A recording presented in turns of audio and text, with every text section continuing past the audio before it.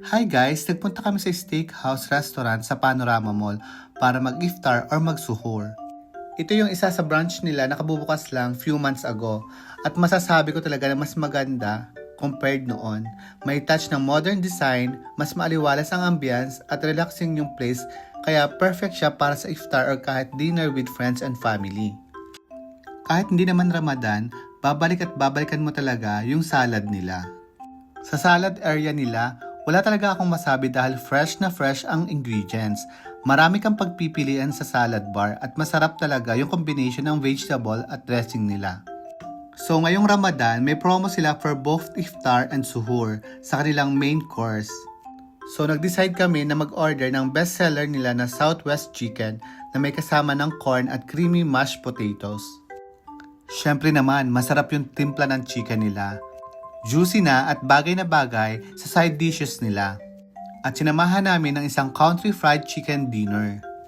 Yung soup nila medyo parang lugaw sa atin sa Pilipinas, mainit, creamy at very comforting. O diba, talagang uubusin mo hanggang dulo. Since suhoor na yung pumunta kami from 8pm to 12am yung promo time nila, may buy one get one offer sila sa selected dishes. Siyempre, nag-order pa rin kami ng steak sandwich na may kasama ng free salad at soup. Sulit na sulit talaga lalo na kung gusto mong matikman ang iba't ibang dishes nila. At siyempre, expect mo na rin kapag mga Filipino ang nagwo-work sa isang restaurant dito sa Saudi Arabia, sila ay very accommodating. Talagang ipaparamdam sa'yo na gusto nilang maging maganda ang experience mo. At yung drinks nga pala namin ay unlimited for 19 Saudi Riyal each.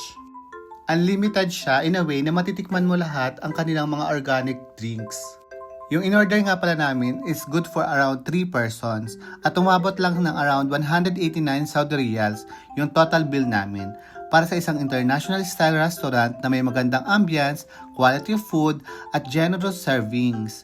Masasabi kong affordable na rin siya at sulit lalo na kung may promo sila ngayong Ramadan. So goodbye for now, ingat kayo palagi, God bless.